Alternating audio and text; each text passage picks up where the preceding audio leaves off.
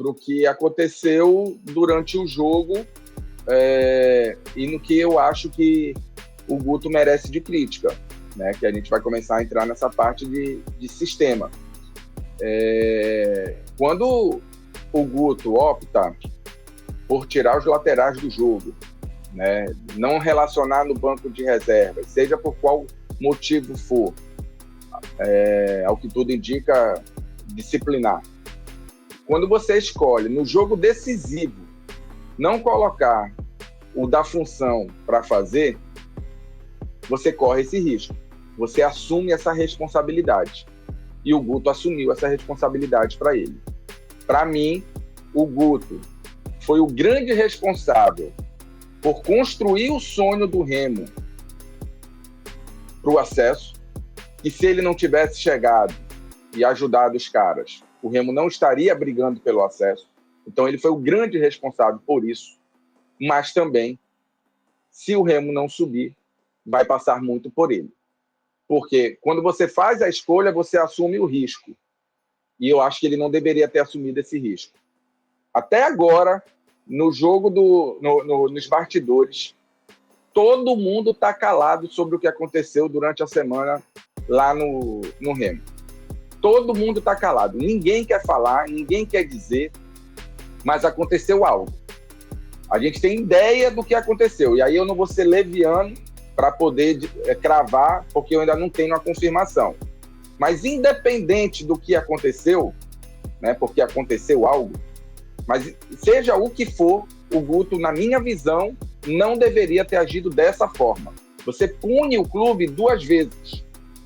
O atleta, ele tinha que ir para o jogo. O Pedro Costa tinha que ir para o jogo. O Sávio tinha que estar à disposição para o jogo. Quando você não coloca... antes do Pedro Castro, né, que foi o primeiro improvisado, antes dele sair, eu já estava prevendo que algo ia acontecer por ali. Porque o Pedro Castro estava completamente perdido, porque não é a dele, cara. E o Avaí estava jogando só por ali. Aí ele sai, entra o Freitas e acontece o pênalti com um cara que não é da função. Então, você assume o risco, né, cara? Você assume o risco. Tem essa, né? Ainda pode perder o Pedro Castro para a última rodada. O Remo ainda vai soltar a atualização, né, sobre a situação médica dele. Mas quando sai a escalação e nem o Pedro Costa e nem o Sávio, também lá lateral esquerda, não estão nem entre os relacionados, todo mundo achou estranho. Porque, Pedro Castro, lateral direito, acho que ele já deve ter feito essa situação, o quê?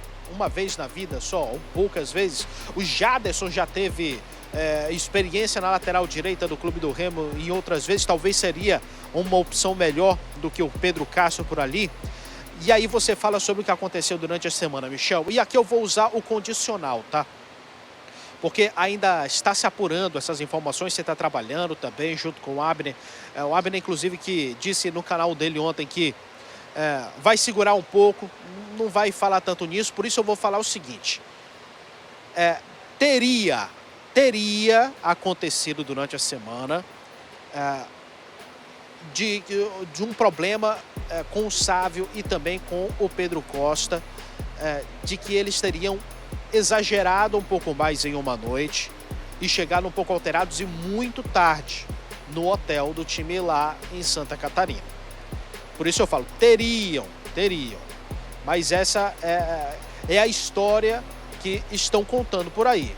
E a gente tem o Pedro Costa, ele se manifestou nas redes sociais. Coloca na tela aí pra gente, Anderson Macedo, por gentileza. Ele postou no Instagram um texto falando o seguinte.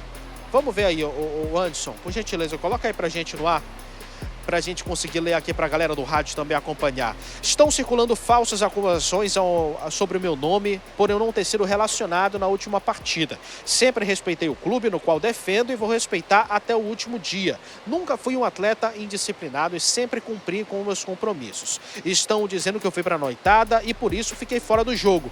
Mas se perguntarem a todos da comissão, saberão a verdade. Além de respeitar o clube, eu respeito a minha esposa. Graças a Deus temos uma boa relação e não faço nada sem que ela saiba, pois meu maior compromisso é com ela.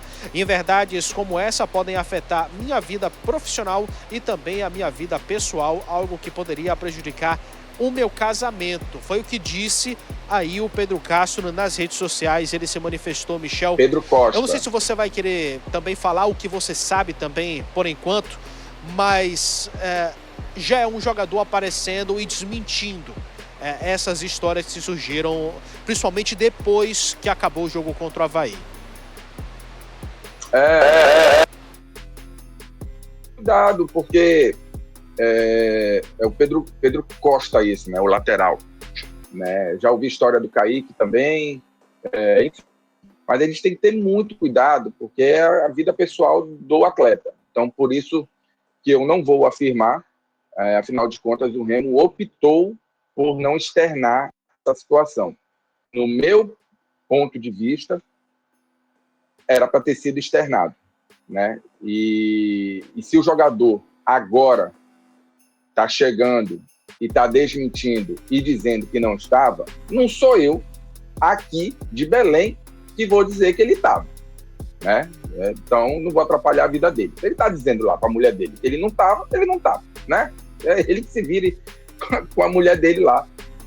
Eu não vou atrapalhar a vida pessoal dele. Mas algo aconteceu e era de bom tom o Remo ter tomado uma medida.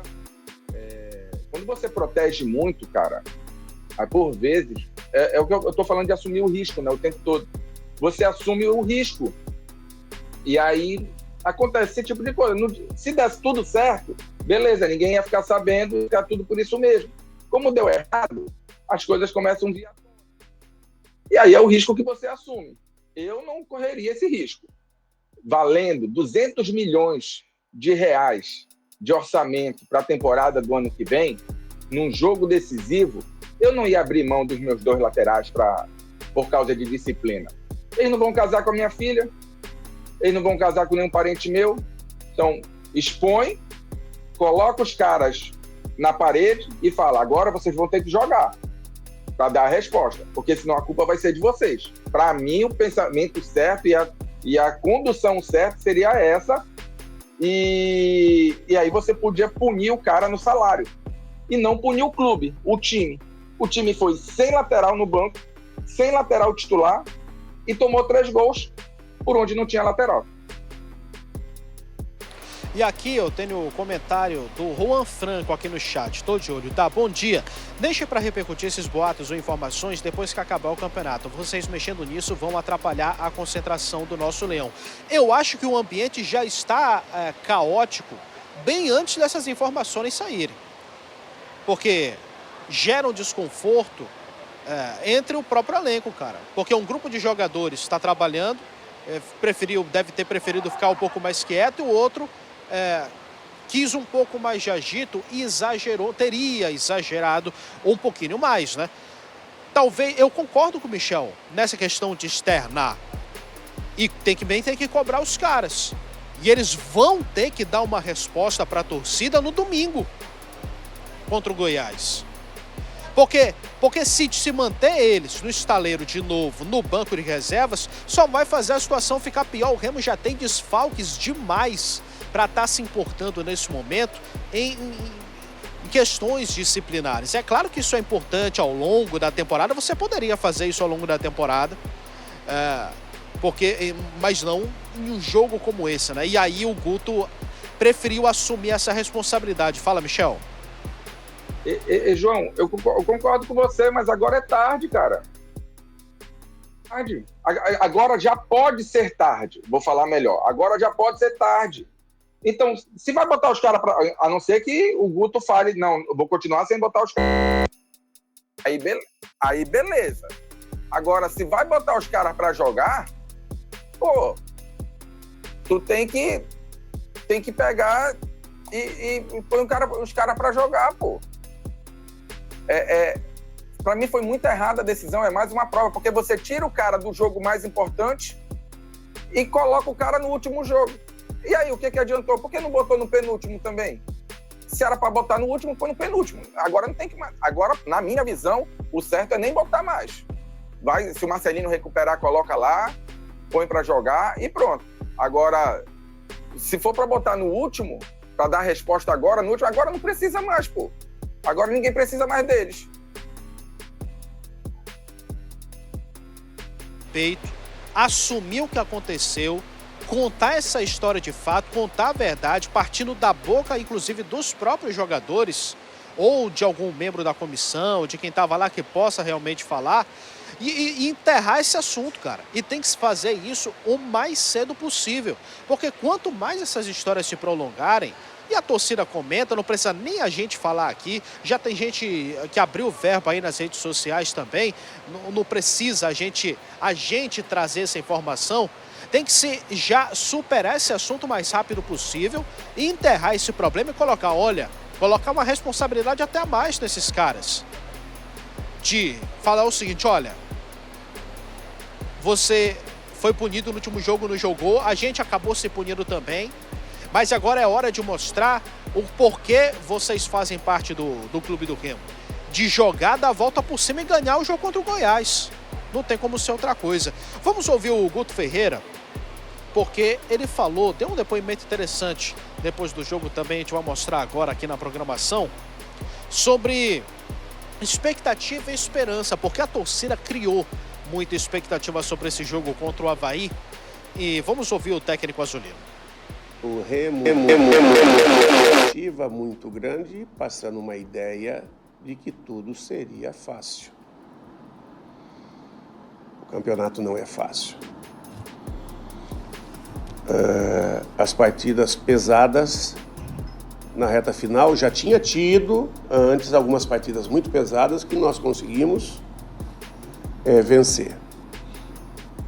Só que não acabou nada. O campeonato não acabou. E é uma rodada para a gente seguir acreditando e entregar o melhor. Uma vitória nos possibilita com a combinação de resultados. Mas é o que nos resta, é o que está no nosso controle. Cabe a nós acreditar ou não. Acho que pela fé que o povo paraense tem, que eu já vi, eu acho que nós vamos seguir acreditando sim, e que dentro de casa nós vamos fazer o que tem que ser feito. Também sobre o Guto Ferreira, sobre essa palavra, né, da expectativa, essa dicotomia, né, entre expectativa e esperança. Cara, eu não curto muito, mas ele no papel de treinador é o que ele tem que falar, entendeu? Esse negócio, eu penso o seguinte, cara, essa história de punir o time, você tirando um jogador tão importante como seria o Pedro Costa e como seria o Sávio para a partida, porque a gente sabe que o Jorge, por vezes, não consegue terminar a partida e o Sávio faz uma saída ali com três, faz ali um trio ali atrás, dando uma saída mais qualificada por vezes. Eu penso que é errado você tirar, entendeu? Eu não tiraria. E aí agora vai apelar para a fé, né, cara? Vai apelar para a fé e tá tudo bem. Ele, como comandante, ele tem que fazer isso aí. Ele tem que acreditar até o final. O Remo tem que ir lá, vencer o jogo dele e fazer o que... E esperar a Chape tropeçar o Criciúma. Como integrante do barco, o que se tem a fazer é isso. Só que a conta pode não fechar, né? Pode não fechar. Por conta de uma atitude que para mim foi errada. Para mim era para ter botado os caras para jogar. Ô Michel, rapidinho, porque a gente já está com o tempo curto, mas queria comentar também sobre as cenas lamentáveis que aconteceram nas arquibancadas, que a gente não pode deixar passar. A torcida do Remo tentou invadir o setor do Avaí, muita gente também do Remo comprou ingresso dentro do setor do time da casa, mas a briga aconteceu quando já estava 3-1, o resultado também já estava praticamente perdido, o jogo já estava morto. Tem que se repudiar, né? Também o que aconteceu no campo, na arquibancada e no campo. Porque, inclusive, tem até um vídeo que está circulando aí sobre o áudio do árbitro, né? Avisando até os jogadores do Remo, falando o seguinte: olha, vocês ainda tem mais um jogo, tenham cabeça. E tanto no campo, na arquibancada, faltou cabeça para o Remo. Cara, faltou cabeça. Torcedores não, né, cara? O Jujuba botou ali, escreveu ali, vândalos, né? Eu sou um dos poucos que ainda acreditam que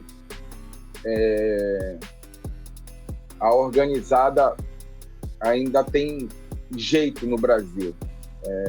Eu gosto da festa que ela faz, eu gosto do quanto que ela apoia, mas o custo-benefício não vale a pena, cara. Não está valendo a pena. E eu não estou falando só da organizada do Remo, seja ela qual for, é de todas as organizadas do Brasil. O custo-benefício não está valendo a pena. E às vezes não é pelo todo, é por uma parcela da organizada que vai lá e faz esse tipo de situação. Então, eu entendo que tem muita gente que diz que o futebol é reflexo da sociedade, né?